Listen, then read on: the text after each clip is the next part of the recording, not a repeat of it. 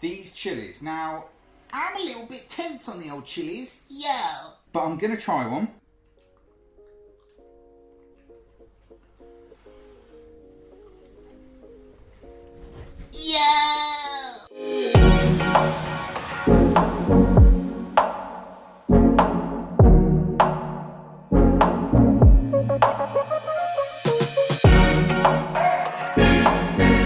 Hey everybody, welcome back to Amused Bouche. Today we are making one of the first things that I put on my Instagram.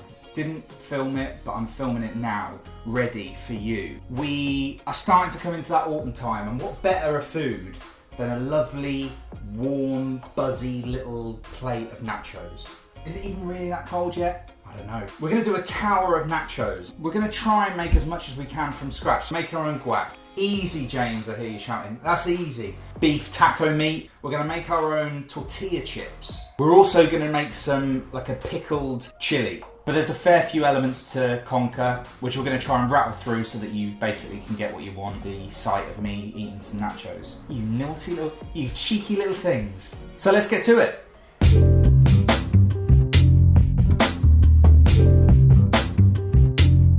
Okay, let's get this beast started with some chilies, particularly some pickled chilies. Into a saucepan, you're going to go with 300 millilitres of plain old tap water and 300 millilitres of pickling vinegar. Then we're going to go in with 3 tablespoons of sugar and 3 tablespoons of salt. Then we're going to go in with 3 cloves of garlic, peel them, give them a little smash up with your hands, and then this little witch's brew can go over to the stove and be brought to the boil. While that's coming to the boil, we're going to do our best to not touch our eyes, lips or genitals for the next few minutes while we cut up 7 medium red chilies. I've gone with these medium chilies, but you could go with any type of chili that you wanted, depending on how hot you like it. Then we're going to go over to the stove and get these into the boiling pickling liquid. As they go in, give them a quick little stir, but then take them straight off the heat.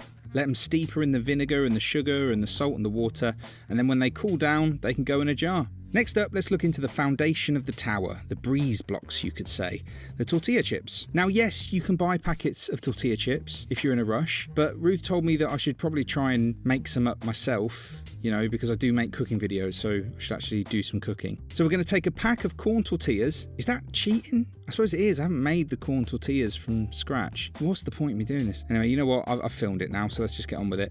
A packet of corn tortillas and cut them up into triangles, or you know, whatever shape you desire. Lay them out on a baking tray and get them into a low oven for about 10 to 20 minutes just to dry out. They'll feel pretty crisp already, and that's a good thing. It means that when they go in the fryer, they're not going to go all soggy. So yeah, here we are over at the stove. There's some boiling oil.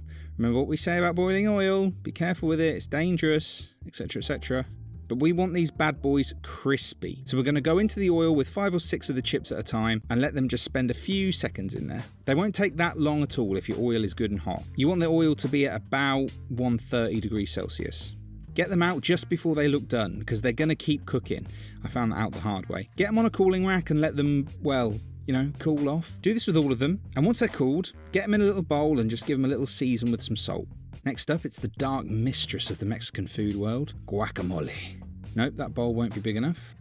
That's better. Make a good guac, and I mean, you could just sit there with a bowl of these warm, fresh tortilla chips and the guac, and it would all be good. But anyway, you know, enough teasing. Into a bowl goes 3 large ripe avocados. Be careful when you take the flesh out of them skins, kids. I don't want no reckless knife skills, cutting all your hands open. Just cut to the stone, take the knife around the stone, pop out the stone, and then take the flesh out with a spoon. Okay? Simple as that. Then with the spoon, mash up the avocado.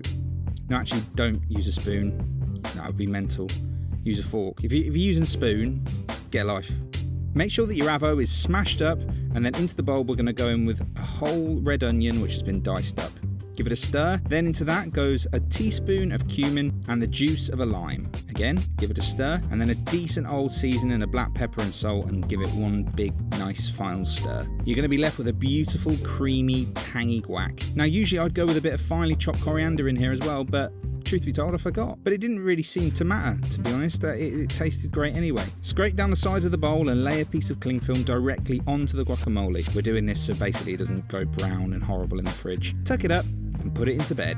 Next up, we're looking at a necessity when it comes to nachos, and that's a queso sauce. A gooey, spicy, rich cheese sauce that you're going to pour all over those lovely tortilla chips. We've done bechamel sauce before on the show, so it's 100 grams of butter into the pan, melt it down, then we're going with 100 grams of plain flour, cook it for about 45 seconds just so the smell of raw flour is gone. Then we're going to dribble 300 milliliters of cold milk into the pan whilst whisking the roux. And there you go, there's our basic sauce. But obviously to mix things up, we're going to make it a queso, so we're going to go in with 100 grams of mature red Leicester and 100 grams of mature cheddar. Mixy mix until all that comes together, and then add a decent tablespoon of the hot sauce of your choice. This is just going to take things to a whole new level, and you'll try it and you'll go, actually, yes, that is how nacho cheese is meant to taste. It should resemble wallpaper paste, and if my walls were covered in that, I'd be in trouble.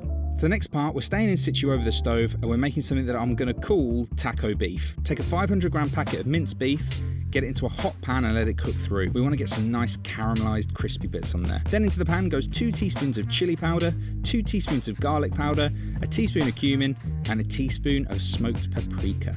Mix all of this together with about 30 milliliters of boiling water in there just to give it a nice saucy feel. And there you have it.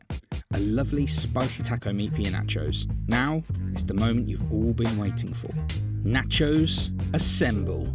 So here's what we're going to do.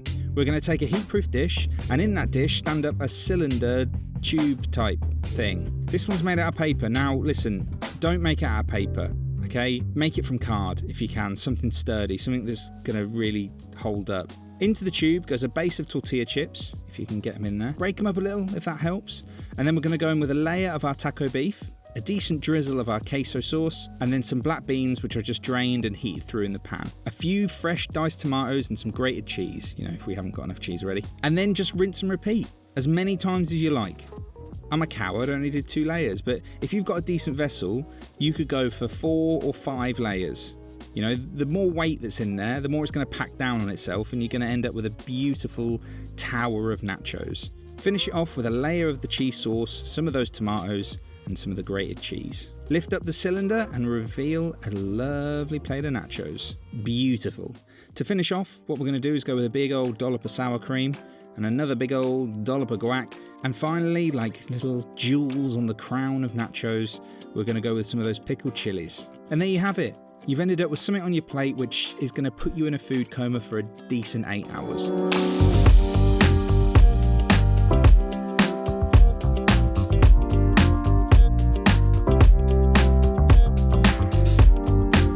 Now listen, I would have liked the tower to have been a bit more tower-like.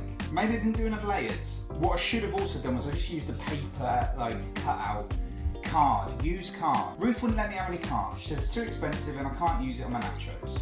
Is that right? I don't think so. Try and get some card, build it up nice and high. Every component though worked amazingly. The cheese sauce, incredible. Add that little bit of hot sauce, you won't regret it. The chili beef, the guac, these chilies. Now, they're almost like jalapenos because they've been in the vinegar, they've been in that pickle, they've got that sort of like sharpness to them, which is really, really nice. That cheese sauce is banging. Sprinkle of cheese is not enough. Make a cheese sauce. 2 types of cheeses. A little bit of hot sauce. You can't go wrong. A little bit of sour cream just to cool things down, especially on them chilies. Yo. But this is just a banging little treat. And I hope that you make it. I hope that you enjoy it. Leave a comment what you thought of it. Take photos, post them on the Instagram and see a fly. Hey! Hey! Hey! I didn't get it. Like and subscribe to the YouTube channel. We're nearing 100. We might have already met it. If we haven't, help us get there and subscribe to the YouTube channel. But until next time, I'm gonna go now, smash through these nachos. I'll see you next time.